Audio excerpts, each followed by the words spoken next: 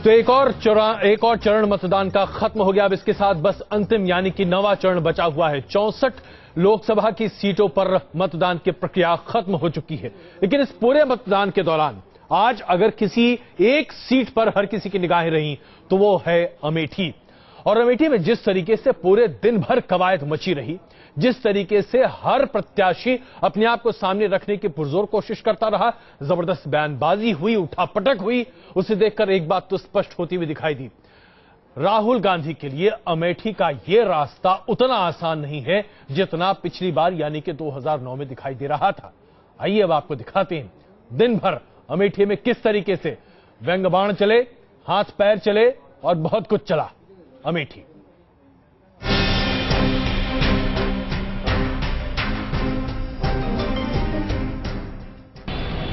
7 मई को वोट तो लोकसभा की 64 सीटों पर डाले गए, लेकिन पूरे देश की नजर अमेठी।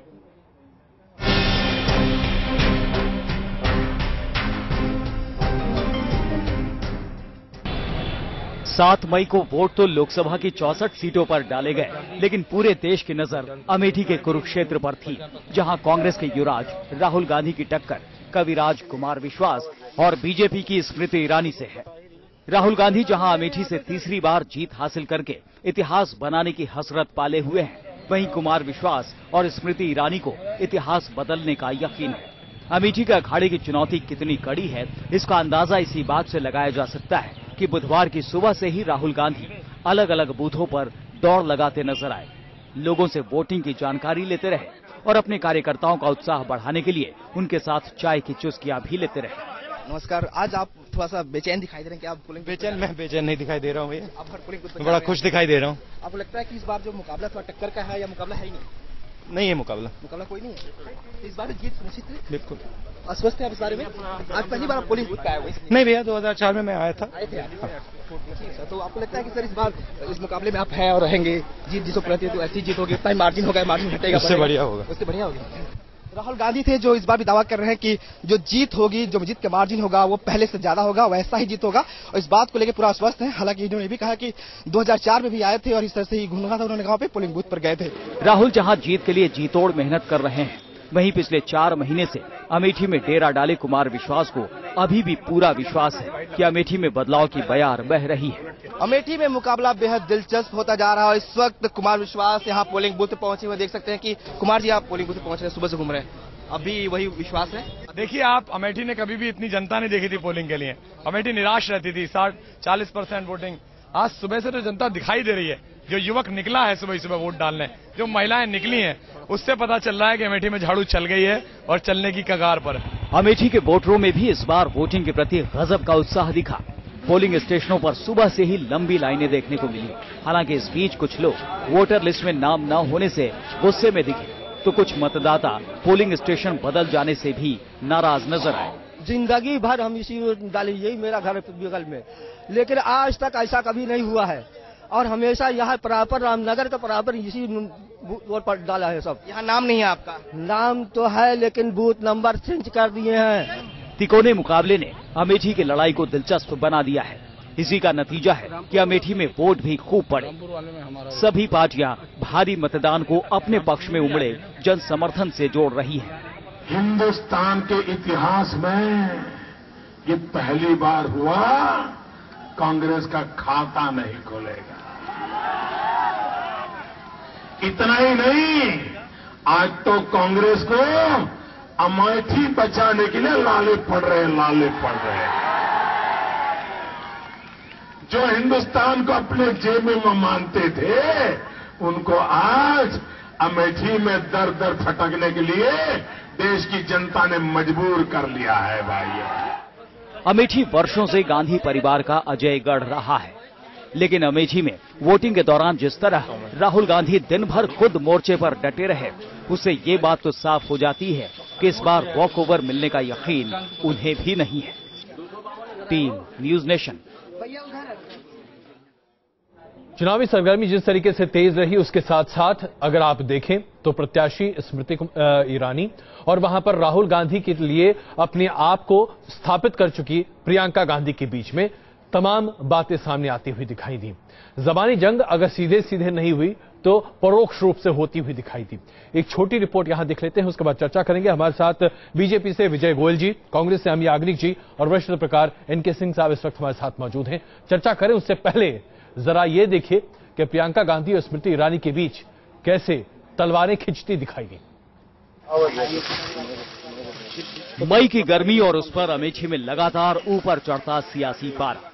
इन सब के बीच बीजेपी उम्मीदवार स्मृति ईरानी और प्रियंका गांधी की पीआरओ प्रीति सहाय के बीच हुई तीखी बहस ने माहौल में और तल्खी घोल दी। वोटिंग के दौरान अलग अलग पोलिंग स्टेशनों का जायजा ले रही स्मृति ईरानी जब बूथ नंबर 210 और 211 पर पहुंची तो प्रियंका गांधी की पीआरओ प्रीति सहाय बूथ के अंदर थी। बूथ के अंदर प्रीति सहाय की मौजूदगी का स्मृति ने विरोध किया, जो बाद में दोनों के बीच तीखी बहस में बदल गई। श्रीमती वाड्रा की जो सेक्रेटरी हैं वो किस अधिकार से पोलिंग बूथ के अंदर घूम रही हैं? हमने जब बोला कि आप हमें अथॉरिटी लेटर दिखाइए, उन्होंने हमें अथॉरिटी लेटर नहीं दिखाया। हमने प्रशासन से निवेदन किया कि आप अथॉरिटी लेटर खुद देखिए।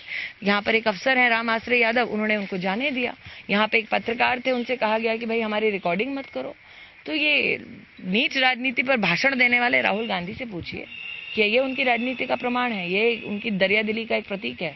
स्मृति की शिकायत पर जिला प्रशासन ने प्रीति को अमेठी छोड़ने का आदेश तो जारी कर दिया, लेकिन अमेठी के डीएम ने स्मृति ईरानी की इस बात को मानने से इनकार कर दिया कि प्रियंका गांधी की पीआरओ मतदान केंद्र के अंदर मौजूद थी। मामला ये है कि कोई भी व्यक्ति जो वोटर नहीं है वो अमेठी संसदीय क्षेत्र में नहीं रह सकता है, और चूंकि वो वोटर नहीं है प्रीति, तो हमने जो है एक आदेश किया। 12 बजे के आसपास मुझे जानकारी हुई कि वो अमेठी संसदीय क्षेत्र जो है छोड़ दें, और उन्होंने मेरे आदेश का पालन किया। स्मृति से अलग कुमार विश्वास ने तो अमेठी में बूथ कैप्चरिंग का आरोप लगा डाला, लेकिन कुमार विश्वास के आरोपों को अमेठी के एसपी ने सिरे से खारिज कर दिया।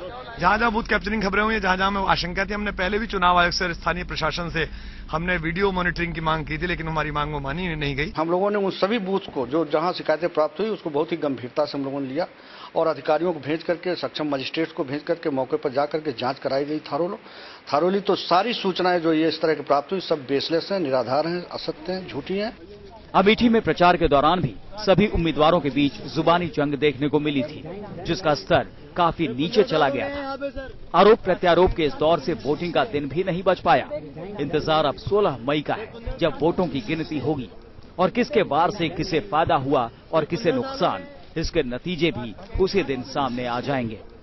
Team news nation. अमी याग्निक जी, जरा ये समझा दीजिए कि आप इसे घबराहट कहेंगी या चिंता का विषय कि प्रियंका गांधी की पीआरओ बूथ के अंदर पाई जाती हैं। इसे और किसी और नजरिए से देखा जा सकता है क्या? स्मृति ईरानी इसे लेकर लगातार प्रेस कॉन्फ्रेंस करती चली जा रही।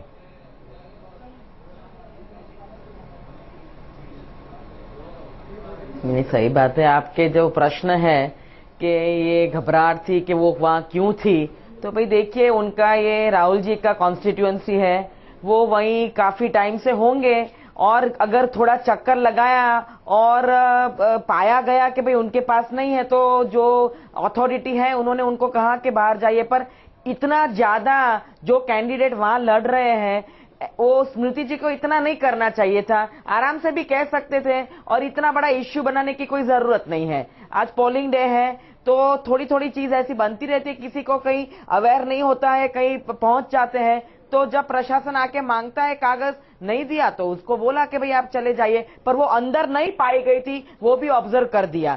तो इसको इतना बड़ा स्वरूप देके, हालांकि वी अंडरस्टैंड कि भाई आज की स्थिति ऐसी है कि सामने वाले को थोड़ा घबराहट होता है। आप प्रीति जी को कह रहे हैं कि उनको घबराहट थी, हमें घबराहट थी, ऐसी कोई बात नहीं है। नहीं तो अमी याग्निक जी, फिर इसे किस नजरिए से देखा जाए, जरा आप ही बताइए। राहुल गांधी 2004 के बाद पहली बार वोट दर पोलिंग बूथ घूमते नजर आ रहे हैं। क्या वाकई में आज कांग्रेस को यह डर लगने लगा है कि अमेठी, जो कि उनका गढ़ माना जाता रहा है, वहां पर स्थिति अब पहले जैसे नहीं है, सामान्य नहीं है, चुनौती मिल रही है आपको? देखिए, काफी पॉइंट्स इस पे मैं कह सकती हूं। एक तो पहले कि पूरा माहौल लोकसभा 2014 का चेंज हो गया है। 2004-2009 में अगर वो गए हैं, नहीं गए, आप नहीं थे, मीडिया तब नहीं था, इतनी चैनल्स नहीं थी कि हर कैंडिडेट के पीछे आप कैमरामैन को दौड़ाते थे। उसमें मुझे नहीं पड़ता है, पर ये एक लार्जर इश्यू है। हम लोग सब उस समय थे और तमाम टेलीविजन चैनल भी उस समय थे, सारी चीजें आती है। हम लोग सब उस समय थे। नहीं, दूसरी बात आप सुनिए पहले। मीडिया 95 से चल रहा है। नहीं, दूसरी बात पहले आप बीच में ना बोलिएगा प्लीज। दूसरी बात के बहुत अवेयरनेस आ गई है, हर फ्रंट पे आ गई है, चाहे वो वोटर्स हो, चाहे वो इलेक्शन कमीशन हो, चाहे वो कैंडिडेट हो। तो सब आज ऐसा 2014 में माहौल बदला हुआ है कि सब अपने अपने विषय में काफी जागरूक हो गए हैं। तो हर एक अपना काम कर रहा है, इसमें कोई नया आप डिफरेंस करो, कंपैरिजन करो, वो बराबर नहीं है। सिंह साहब, क्या आपको लगता है? नहीं अमित जी, थोड़ा सा इसको लाइटली वो कर रही हैं। मेरे ख्याल से और डीप एनालिसिस की जरूरत है। 16 इलेक्शन हुए हैं, इसको लेके 16 जनरल इलेक्शन हुए हैं। मुझे याद आता है कि 8 लाइटली नहीं है, प्रैक्टिकल है जी, सही प्रैक्टिकल। हाँ, no I am not taking any issue with you. मैं सिर्फ ये कह रहा हूं कि 16 जनरल इलेक्शन में 15 में से 8 हमने देखा है। मुझे याद नहीं आता है कि 65 साल में इतना फियर्सली कंटेस्टेड कोई और जनरल इलेक्शन रहा हो। वजह क्या है? दोनों पॉलिटिकल पार्टी इंडिविजुअल सेंट्रिक हो गई हैं। एक तरफ राहुल हैं या सोनिया गांधी हैं और दूसरी तरफ नरेंद्र मोदी हैं। दरअसल ना तो बीजेपी की आइडियोलॉजी का या जो कैडर स्ट्रक्चर, पार्टी स्ट्रक्चर होता है उसका कोई महत्व है, ना कांग्रेस की तरफ से कोई कैडर और उसका महत्व है। इस समय ये राहुल या नेहरू परिवार, गांधी परिवार वर्सेस मोदी है। यही वजह है कि आप देखें पॉलिटिकल डिस्कोर्स का स्तर भी लगातार नीचे आता जा रहा है, जो शुरू में विकास से शुरू हुआ था और दोनों तरफ से था, लेकिन उसके बाद ये डीजेनरेट होते होते यहां तक आ गया कि आपने देखा किस तरह टॉफी से लेकर तमाम चीजें हुई।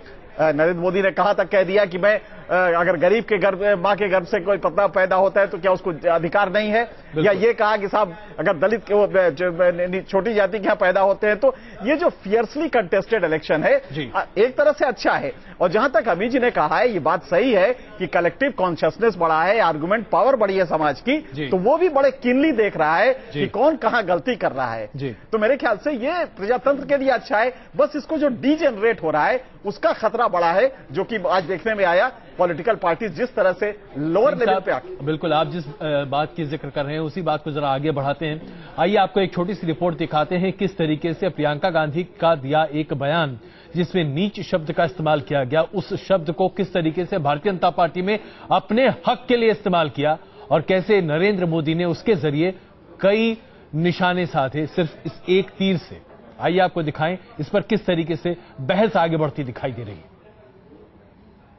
मैं इस बात का तो इनकार नहीं कर सकता हूं कि मैं नीची जाति में पैदा हुआ हूं, लेकिन मेरे भाई बताइए, क्या नीची जाति में पैदा होना ये गुनाह है क्या?